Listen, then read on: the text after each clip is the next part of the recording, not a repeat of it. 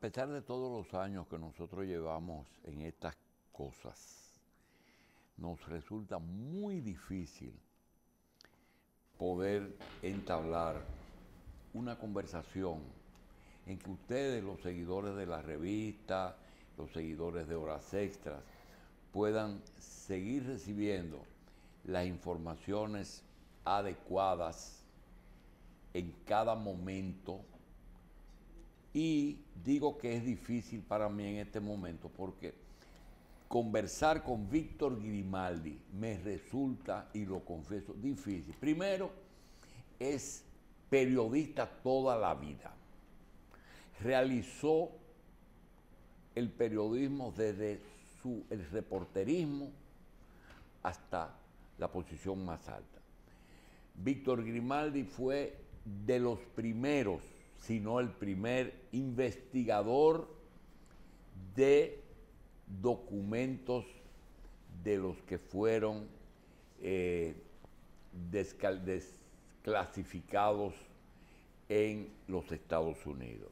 Víctor Grimaldi, después de una carrera de muchos años, sin ser militante o dirigente político, fue quizás el periodista dominicano que durante más años estuvo cerca de los grandes líderes políticos dominicanos, específicamente Balaguer, Peña Gómez, Jacobo y sobre todo el profesor Juan Bosch, en que mucha gente llegamos a pensar en un momento que Víctor era un miembro del Partido de la Liberación Dominicana por las relaciones estrechas que tuvo.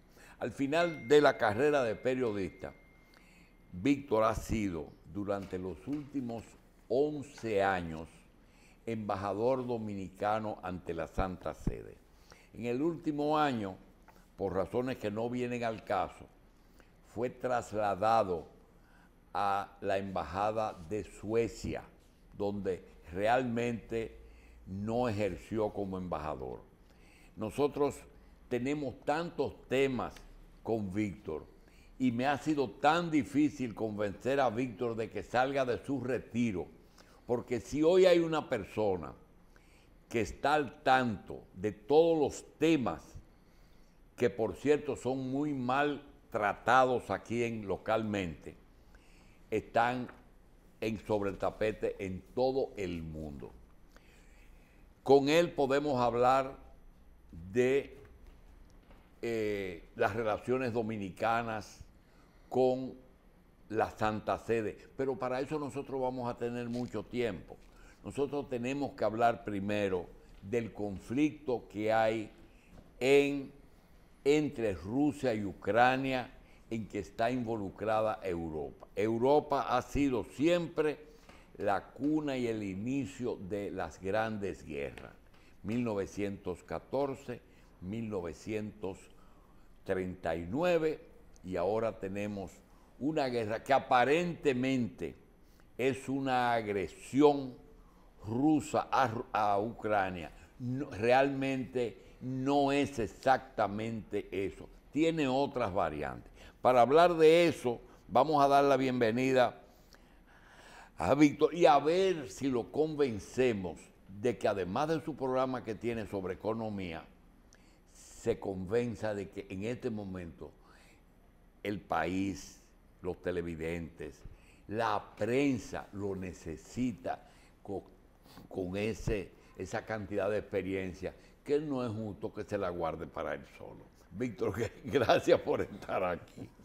Sí, esto es un acto de egoísmo, el guardar toda esa información. No, en realidad estoy desempleado, ojalá que me emplearan. Usted me puede dar un empleo aquí, doctor.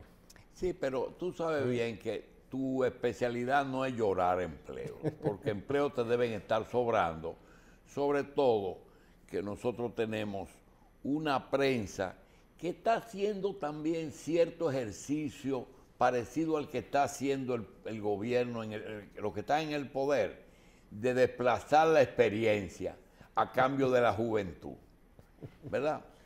Y ustedes los periodistas icónicos de aquí decidieron terminar sus carreras en el cuerpo diplomático y le han cogido cariño a la vaina esa, pero mucho cariño, y le hacen una falta del cara. Pero yo creo que no es nada nuevo. Muchos escritores, muchos periodistas eligieron la diplomacia para retirarse, sobre todo que lo hicieron para escribir en algunos países en que no había mucho conflicto. Vamos a aprovecharte un poco, y no podemos hablar tampoco de la obra literaria de Víctor, que además ha sido muy a propósito de la época. Quizás el periodista que más ha escrito sobre Trujillo y el periodista que más ha escrito sobre la guerra del 65 sea Víctor Grimaldi. Pero nosotros tampoco podemos tratar todo eso en este programa, porque yo voy entonces a abusar de él y decirle: Víctor, en este conflicto que hay en Europa ahora mismo, ¿cuáles son las verdades y cuáles son las fake news o las conclusiones que se están llegando? Como un hombre con la experiencia que tiene Vladimir Putin, sabiendo que él es un estadista de un estado que él trata de insertar como un estado moderno, se meta en el lío de invadir un país que perteneció a la mancomunidad de la URSS? ¿Qué fue lo que le dio, lo que lo hizo tomar esa decisión? Bueno, gracias, doctor, por los elogios sobre todo. No, unas críticas duras. A mí me ha interesado siempre este tema de la guerra, porque lo primero es que mi abuelo, que está aquí en la portada de esta novela mía, Giuseppe Grimaldi, llegó a la República Dominicana. Este es mi abuelo. Combatió en la Primera Guerra Mundial. Quedó herido, muy mal herido, pero fue condecorado como héroe de la guerra.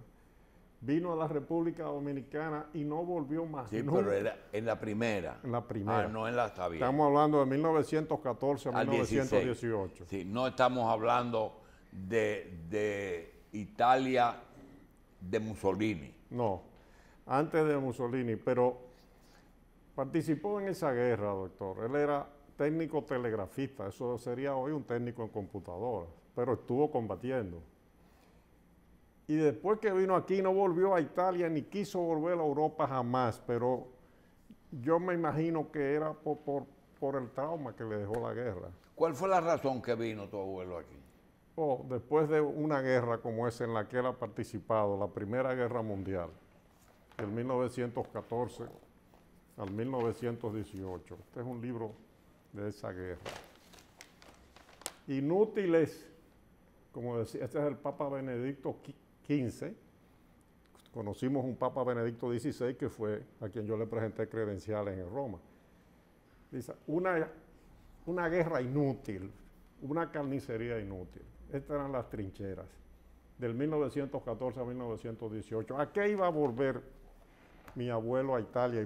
Italia entró en crisis y después en los años 30 el fascismo lo conduce a una segunda guerra, del 39 al 45. ¿A qué iba a volver? Entonces, ahora, ¿qué es lo que ha pasado? Bueno, el presidente de Rusia... Antes de nada, estamos en una tercera guerra. El Papa Francisco, por ejemplo, ha dicho que después de la Segunda Guerra Mundial ha habido una tercera guerra mundial en desarrollo, a pedazos. Tuvimos la guerra de Corea, 1950-1953. Estados Unidos intervino en Corea. Los chinos, la República Popular China, combatió contra las tropas norteamericanas. Sí. Y por suerte ese conflicto terminó con un armisticio. No se ha firmado todavía la paz entre las dos Coreas y con Estados Unidos.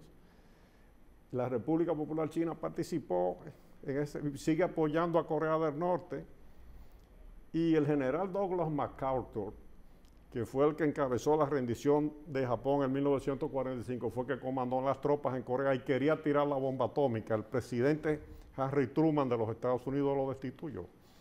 Pero después, como usted dice, tuvimos la guerra de Vietnam. Y en un país de los orígenes suyos, el Líbano, en 1958 hubo una intervención americana. Y la intervención en la República Dominicana. Y la guerra de Irak, y la guerra de Siria. Y la guerra de las flores, donde terminó Irak, Siria, Libia, Egipto. La famosa primavera árabe. La guerra de Afganistán. Entonces él lo ve como una guerra a pedazos. Eso es lo que ha dicho hasta ahora. Pero los temores que existen con la operación militar, que así le llama el presidente de Rusia, Vladimir Putin, en Ucrania, es que se produzca una escalada, es decir, que se implique más países. Usted me pregunta, ¿qué ha pasado ahí? Mire, este es el mapa de Europa del año 1992. Ya había caído lo que se llama el comunismo, ¿verdad? Creo que se ve bien así, ¿verdad? Bien, se ve bien ahí. Bien. Ucrania. Sí. Después de la Segunda Guerra Mundial, vamos a partir de ahí, cuando termina en el 1945, esta es Rusia, la parte europea y un pedazo de la asiática. Rumanía, Hungría, Checoslovaquia, que ahora está dividido en la República Checa y en la República Eslovaca, y Polonia, más la mitad de Alemania, Yugoslavia, que se independizó del bloque pero era socialista, y Bulgaria, formaban parte de lo que se llamaba el Pacto de Varsovia. Ucrania, Bielorrusia, Lituania, Latvia y Estonia. Todo eso era la frontera de Rusia después de la Segunda Guerra Mundial hasta el año 1990-91. Bien. A partir de ahí, la NATO o la OTAN, que fue una organización creada en 1949, un pacto promovido por los Estados Unidos. ¿Qué es la OTAN? ¿Qué fue la OTAN? La OTAN es la Organización del Tratado del Atlántico Norte, OTAN. Pero ¿para qué fines se creó la OTAN? Bueno, porque en la Segunda Guerra Mundial, Rusia, que era la Unión de Repúblicas Socialistas Soviéticas, hizo una alianza con Inglaterra, con los Estados Unidos. Es decir, Rusia fue de los vencedores, de los aliados vencedores que acabó con el nazismo. Sí. Eso hay que aclararlo. El nazismo lo representaba. Pero lo que siempre el público ha tenido, y hay que decírselo, que nace la OTAN después, y Rusia no es parte de la OTAN, si fue parte de los aliados. Yo voy a explicarle ahora qué hizo Rusia después de eso. El Pacto de Varsovia. Cuando termina la Segunda Guerra, Alemania, que este es el mapa del 92 de Alemania, de 1992, pero cuando termina la guerra en 1945, esta parte de Alemania queda bajo el control ruso, otra parte bajo el control de Estados Unidos, este pedacito de aquí en manos de Francia y otro pedazo en manos de Inglaterra. Pero pasa el tiempo y lo que queda es Rusia, no controlándola directamente, pero sí se crea la Alemania del Este, la República Alemania Oriental. La República Alemana del Este. Y la parte occidental era esta. Entonces, Estados Unidos, como la Unión Soviética y los países socialistas, en lo que estaban también Polonia, Checoslovaquia, Hungría, Rumanía, etcétera, como tenían diferencias geoestratégicas y además ideológicas y de control político, 4 años después Estados Unidos crea la OTAN. Ahí comienzan lo que se llama la Guerra Fría. Pero después 5 años después se crea... La OTAN es una organización militar. Yo voy a explicar ahora. Se crea entonces el Pacto de Varsovia. En Polonia, todos los países socialistas aliados a la Unión Soviética crean entonces un organismo militar para contrarrestar a la OTAN. ¿Qué es la OTAN? La OTAN la crearon los Estados Unidos, fundamentalmente Inglaterra. Francia se adhirió después, inclusive cuando el presidente de Francia era Charles de Gaulle, en varias ocasiones planteó su salida de la OTAN para que Francia tuviera autonomía. Entonces, la OTAN fue el frente que crearon los Estados Unidos militar para contrarrestar a la Unión Soviética. Pero la paradoja es que desaparece la Unión Soviética en el año 1991 y se disgregan todos esos países que veíamos en el mapa, y la OTAN sigue funcionando y entonces va avanzando y va conquistando todos esos países que están cercanos. ¿Y cuál es el interés de ampliar la OTAN si no había problema de guerra? Y si ya se había disuelto la OTAN, inclusive está buscando países que eran de la URSS. Esa es una pregunta que mucha gente se ha hecho siempre. Y es la razón porque George Kennan, que fue un embajador que tuvieron los Estados Unidos en la Unión Soviética a finales de los años 40, al principio de los 50, ahí, un gran funcionario, un gran diplomático, que fue de los que advirtió con el peligro o sobre el peligro que representaba la Unión Soviética. Sin embargo, advirtió de eso en aquel momento, estamos hablando después de la Segunda Guerra Mundial, pero posteriormente ya, en sus últimos años y con toda la lucidez, en los años 90, le advierte al presidente Clinton que no cometa el error de adherir nuevos países de Europa a la OTAN para que la Unión o la Rusia, que ya no existía la Unión de Repúblicas Socialistas Soviéticas, se sintiera amenazada. Okay. Yo quiero... Pero también, oye, escúchame esto, doctor Racine, escúchame esto. Está bien. El viceministro de Defensa, William Perry, del presidente Clinton, también hizo la misma advertencia. Sí, pero entonces, ha llegado un momento, y en los últimos años, que todos estos países miembros de la OTAN y los Estados Unidos sobre todo, comenzaron a influir en Ucrania, en entregarles armas, en darle apoyo militar, y eso es lo que ha creado el problema. Sí, pero la pregunta es la desde el punto de vista de dos bloques enfrentados.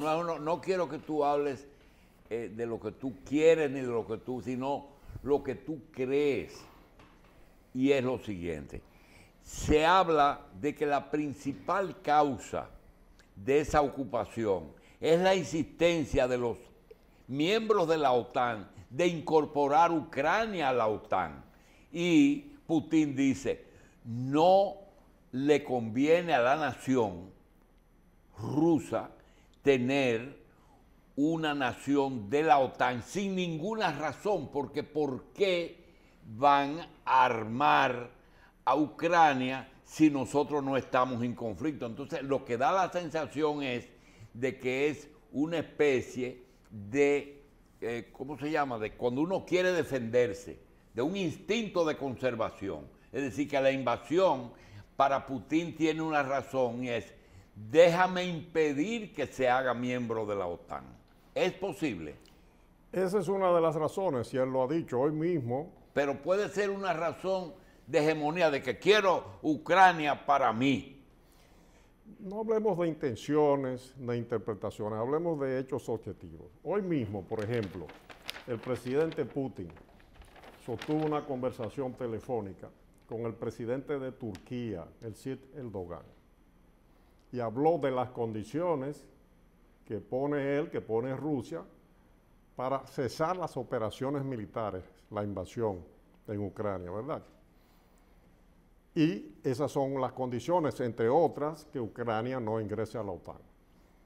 Y lo principal es que Turquía, que tiene un estrecho, no deje entrar ningún miembro de la OTAN por ese estrecho. Turquía inteligentemente hace unos días decidió que por el estrecho de los Dardanelos, ¿verdad? Que es donde se entra al Mar Negro, aquí está Crimea, que fue anexada por Rusia en el 2014, decidió que no pasaran barcos de guerra rusos ni de ningún otro país, para evitar precisamente que ingresen, por ejemplo, barcos americanos, aunque hay algunos, y submarinos, hacía tiempo hay pero nuevos, porque en el sur de Ucrania se está combatiendo, bueno, los rusos tienen Crimea, ya entraron al territorio hace ese tiempo, o hace 2 semanas, digamos, 10 días, cuando comenzaron las operaciones,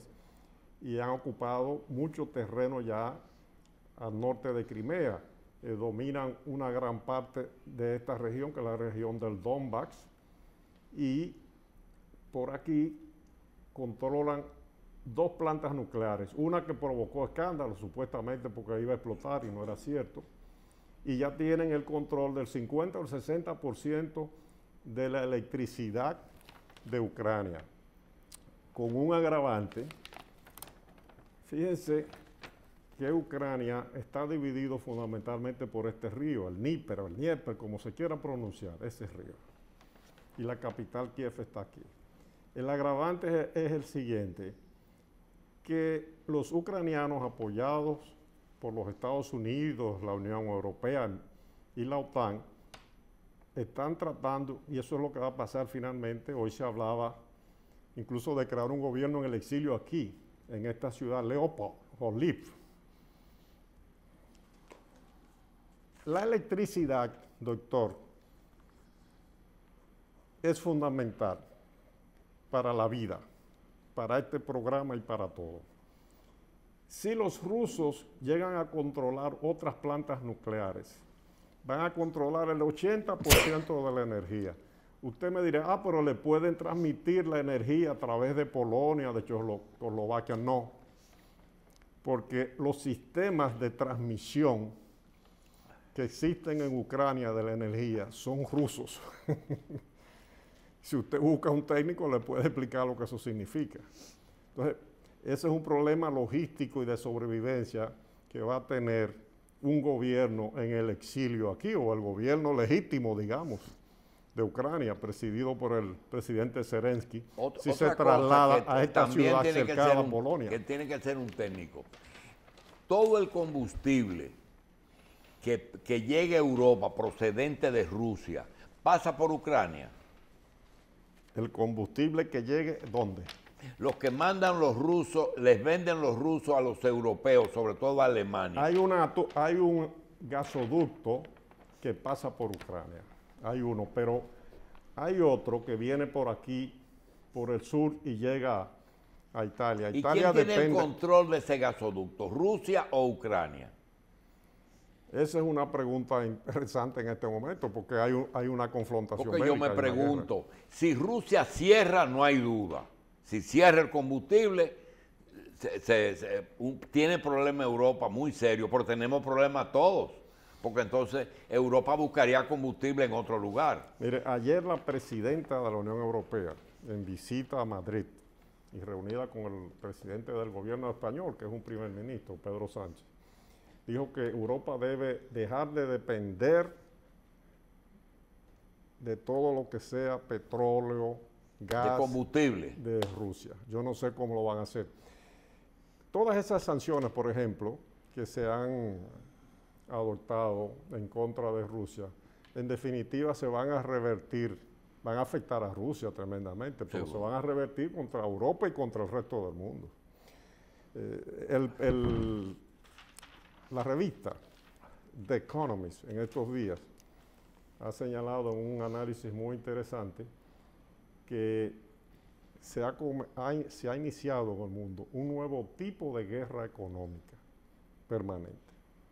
Y a nosotros en la República Dominicana, que es por lo que hablamos de estos temas, nos afecta. Esta es la primera página del sábado 5 de marzo del periódico Hoy. Materias primas en alza. Petróleo de Texas se remonta a $115.68 el barril. Todo va a impactar a la... Ya en el turismo, por ejemplo, ahí lo hemos visto, estaban viniendo turistas rusos y de Ucrania, 250.000 al año. ¿Y ahora? ¿Y si se arma una guerra generalizada y se produce una escalada, doctor? ¿Va a haber turismo aquí? No, ¿Llegarán remesas? El problema es que ayer vimos unas declaraciones del presidente Vladimir Putin que dice, estoy recopilando, así mismo, las actitudes frente a esta situación de diferentes naciones. Y yo quiero hacer un paréntesis, después de haber escuchado ya el origen del problema, porque no sabemos cómo va a terminar. Y Víctor Grimaldi Céspedes no es adivino. Él sencillamente explicó el asunto del origen del problema y de la OTAN. Pero Putin dice, voy a tomar en cuenta las actitudes frente a Rusia. Y yo quiero preguntarte, tú dices que hay 250.000 rusos y ucranianos han venido.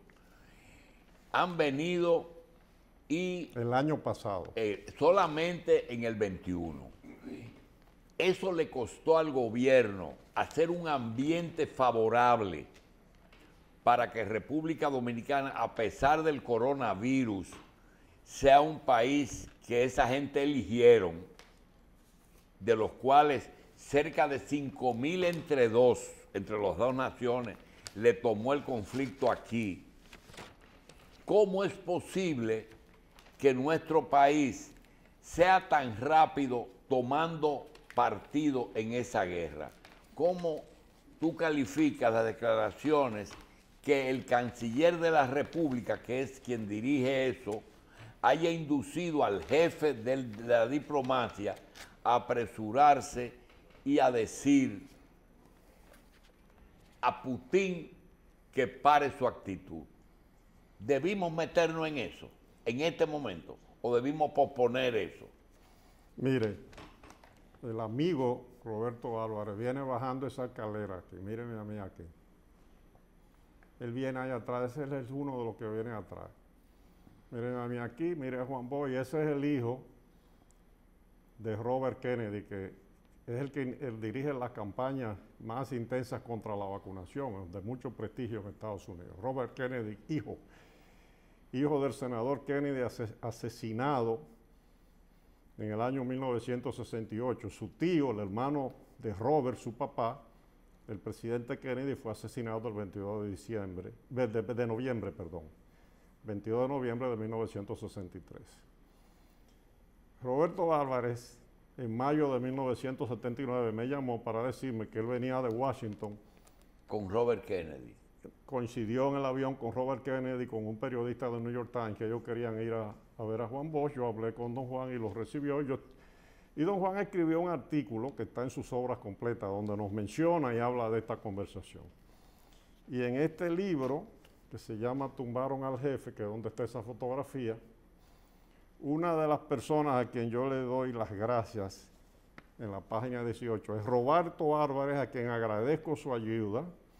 Gestionó en 1976 mi solicitud para la obtención de un original del informe del Comité Selecto del Senado que investigó los planes para eliminar a Fidel Castro, Trujillo y otros gobernantes. Eso quiere decir que en lo personal tú tienes antecedentes de amistad y de agradecimiento para Roberto y que tú no quieres calificar. No, que yo no quiero entrar en cosas personales, pero sí en políticas y diplomáticas puedo hablar.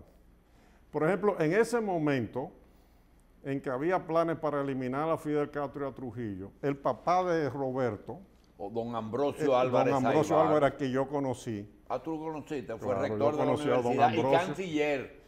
Era un funcionario del gobierno de Trujillo y defendía al gobierno de Trujillo. Es más, hay documentos y un ensayo que publicó un historiador, miembro de la Academia de la Historia, en el libro de la Academia de la Historia, donde menciona a don Ambrosio defendiendo al régimen de Trujillo. ¿Eso era un pecado? No. Eso era lo que Esa era su responsabilidad y su deber en ese momento. Entonces, en política y diplomacia las cosas son así. Al canciller le ha tocado jugar ese papel ahora, de asumir esa posición, pero yo entiendo que todo lo que hace el canciller tiene que contar con la aprobación del presidente de la República. Porque el jefe de la política exterior es el presidente de la República. Es más, hay muchísimas cosas a hablar sobre la época de Trujillo, no del papá de Roberto, sino de otras cosas similares de otros personajes que en otra ocasión podemos hablar. No estoy hablando de don Ambrosio. Lo que le quiero decir es que los funcionarios del Estado, dependiendo de las circunstancias y la época, tienen que responder a los intereses del Estado. Sí, pero mira, tú fuiste embajador en un país, en un país, porque el Vaticano es una nación, en que... Un Estado. Un Estado, pero que ese Estado tenía una particularidad, que tenía y tiene un concordato firmado, y hay muchísimos dominicanos que han opinado en favor y en contra.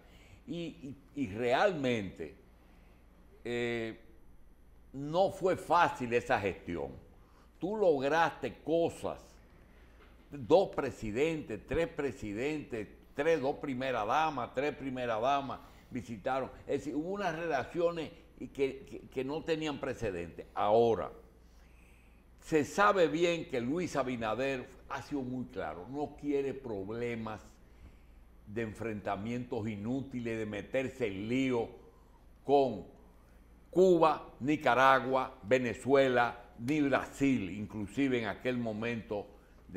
Y ha sido muy claro. Su primera decisión fue no chino, porque no quiere problemas. Entonces, ahora resulta que es cierto, estamos con Ucrania, y estamos con la posición de la OTAN, y estamos con Estados Unidos, porque no queremos problemas. Pero yo pregunto, ¿y toda esa inversión que se hizo para crear un ambiente favorable para que los ucranianos y los rusos vengan aquí, procedía el pronunciamiento o procedía el silencio? Eso es lo que yo pregunto. Yo no quería un pronunciamiento en favor de nadie, sino vamos a callarnos, porque mira ahora mismo, esa gente que le estamos ofreciendo ayuda, debe ser a los dos, porque los rusos que están de turistas aquí no tienen la culpa de lo que está pasando allá. Lo que yo sugiero es, por ejemplo, Víctor, que esa gente que estaban en hoteles, que se le venció su estadía y que suspendieron Aeroflot, después de muchísimas gestiones que hizo Dan Hannenberg allá en Alemania, en Rusia, ahora resulta que son gente que yo creo que los hoteles que lo tenían de huéspedes y que les cobraron, decía, mire, vamos a hacer una excepción, vengan para acá hasta que se le busque una solución a ustedes. Pero ya hay una cónsul llorando porque quiere una residencia permanente. Este no es momento tampoco para eso. ¿Qué tú crees? No, esas son las cosas que ocurren como resultado de un conflicto internacional entre diferentes países tan importantes, que no es un conflicto en definitiva entre Rusia y Ucrania, porque Ucrania está siendo respaldada por los Estados Unidos. Es un problema de Estados Unidos y Rusia. Es un problema de Rusia con todo ese bloque que representan los Estados Unidos y sus aliados. Mira, yo nunca... Entonces, déjeme explicarle lo siguiente. Tú me enseñaste a mí... tú me enseñaste a mí una cosa. De que estos programas no se hacen emboscadas. Tú no puedes coger un invitado y llevarlo a una emboscada. Y yo no quiero que tú pienses que yo te voy a aplicar una cosa que tú me enseñaste. Y te quiero decir algo. Entonces, Donald Trump tenía razón. ¿Cómo estaba manejando a Putin? Yo creo que Donald Trump es uno de los mejores presidentes que ha tenido los Estados Unidos. Porque el problema no es de personalidad, es como estadista, como él se manejó. Con Corea del Norte, con Vietnam, fue a Vietnam. No es lo que decía, sino lo que hacía. Dijo, se acabó la era en que Estados Unidos era policía del mundo y Europa, resuelvan ustedes sus problemas. Yo dije una vez que a mí se me parecía al presidente Mejía, que tú no podías juzgar a Hipólito por los pronunciamientos y los exabruptos que podía decir, sino qué hacía. Entonces, y si no es Trump que vuelve al poder, que puede volver, será alguien del Partido Republicano. Los demócratas no siguen en el poder dentro de 2 años. ¿Tú crees que se van? Se van. los demócratas. Pero déjenme explicarles lo siguiente, ¿cuál es el problema geoestratégico y geopolítico? A mí me gusta citar la fuente, para que no digan que Grimaldi sabe mucho, yo no sé nada, yo lo que hago es recopilar. Leer, recopilar. También en The Economist, leí en estos días, hablando del tema de la geopolítica, de esto que es la geopolítica, citando un teórico de principios del siglo XX, que decía, mire esto, doctor, que es importante, mire el mapa, vamos a verlo. Mire, este es el mapa mundi, ¿verdad? El mapa terráqueo.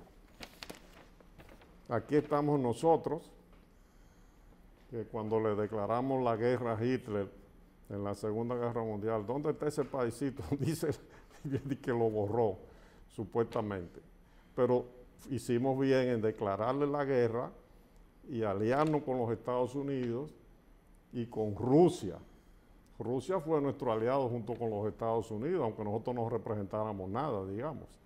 Y después formamos las Naciones Unidas junto con los Estados Unidos y con Rusia contra la Alemania que está ahí, nazista en ese momento, encabezada por Hitler. Y contra Italia, que tenía el régimen fascista, y contra Japón. Esos eran los tres principales regímenes que se combatían en esa época. Pues nosotros estamos aquí. Aquí están los Estados Unidos, Sudamérica, Centroamérica, África, Europa y el Asia. Y decía ese teórico de la geopolítica, según The Economist, que quien controlara esta parte del Asia y esta, iba a controlar el mundo en el futuro. Hace más de 100 años de eso, ya la realidad llegó, doctor. Esto es lo que ha llegado, que en este momento, por las espaldas, son aliados y se protegen Rusia y China y los otros aliados que tienen en el mundo o los que buscan la coexistencia pacífica en el mundo. Estados Unidos y la OTAN y los demás países conocen esta situación y en el fondo lo que están debatiendo y por lo que se están enfrentando en este momento es por el control, en definitiva, del mundo y de los mercados. Una guerra económica. Ucrania es un campo de prueba en este momento. Un campo de prueba. Rusia ha perdido la imagen momentáneamente. Es decir, la porque se ve como un invasor. La opinión pública la está perdiendo. La guerra de la opinión pública en Europa y en Estados Unidos. ¿Y dónde más? Y en el Asia, y en el África, y en el sur de América. Oiga, ayer estaba conversando el presidente Nicolás Maduro y el presidente de Brasil, Jair Bolsonaro. ¿Con Bolsonaro? Conversando, haciendo planes económicos. Bolsonaro y Maduro. Para que usted sepa. O sea, ¿y dónde estuvo Bolsonaro 1, 2 o 3 días antes de iniciar la invasión, operación militar rusa en Ucrania? ¿Visitando a Putin? Sí, porque Bolsonaro dice que los planes que ellos tienen necesitan demasiado los fertilizantes rusos y que ellos no pueden pronunciarse. Y ellos se abstuvieron de pronunciarse en el conflicto porque dependen mucho de Rusia. Doctor, es que la política internacional y las relaciones entre los estados la definen los intereses. Y fíjese que Estados Unidos ha sido muy cuidadoso y hoy Boris Johnson, el primer ministro de Inglaterra, lo dijo también, que no se van a meter en esa guerra directamente. Sí, pero sin embargo, están apoyando a quienes en Ucrania están contra Rusia. Pero mandaron a la presidenta de la Unión Europea a decir en España que hay que dejar de depender de Rusia. Pero además, debemos decir lo siguiente. Este es el tratado, un folletín de la Unión Europea firmado en Maastricht, en Holanda, el 7 de febrero de 1992. La Unión Europea fue creada en el 92, pero es heredera de la Comunidad Económica Europea. Y la Comunidad Económica Europea es heredera de la Comunidad del Acero, que la formaron originalmente Italia, Francia, Bélgica, Inglaterra. Y creo que Inglaterra ingresó después. Pero ¿para qué se formó esto? Para que no hubiese más guerras en Europa. Porque los europeos se han pasado toda la vida en guerras. Alemania, por ejemplo, que no se rearmaba y que provocó, y hay que decirlo, provocó la Primera y la Segunda Guerra Mundial Alemania. Y se está metiendo en esta. Y provocó en el 1870 una guerra con Francia.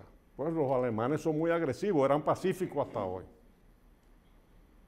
Y esas guerras, la Primera, la Segunda Guerra Mundial y toda, la Unión Europea se creó fue para evitar esas guerras. Entonces, ¿por qué tiene la Unión Europea que está participando de conflicto cuando lo que debería buscar soluciones pacíficas? Hoy se está hablando, hoy domingo, de que la única que quizás hubiese podido a través de su país, Alemania, porque en Alemania hay tonalidades y posiciones diferentes, era Angela Merkel, que ya desgraciadamente no está. Bien. Porque en el fondo, doctor, hay un problema de una falta de liderazgo. Todos esos dirigentes políticos de ahora que están queriendo guerra y asusando para que haya guerra, hasta el mismo Biden, nunca han tirado un tiro en una conflagración y no saben lo que es la muerte. Putin sí lo sabe porque fue agente de la KGB. Y Merkel fue miembro de la Y digamos que los rusos son los malos, admitamos que son los malos. Sí. Son los malos. Sí. Pero los buenos entonces no deberían convertirse en malos también. Mi posición, doctor, con esto es la neutralidad, la independencia frente a las grandes potencias, la búsqueda de la paz y la defensa de las normas internacionales del derecho, el derecho internacional. Bien. Se ha violado, lo violó Rusia, vamos a buscar la manera de evitar de que este conflicto se profundice y no nos involucremos nosotros en la República Dominicana en eso. Usted me preguntó cuál era mi punto de vista. No involucrarnos Sí, pero en eso. complételo. Siempre la diplomacia debe estar abierta, nunca debe ir. Siempre debe estar abierta, porque ahí lo que ha habido en este conflicto es una derrota de la política y de la diplomacia. Y de la economía. Bueno, ahora viene que estamos pagando las consecuencias aquí también. Creo que la posición de Víctor Grimaldi es muy clara, la paz. Pausamos.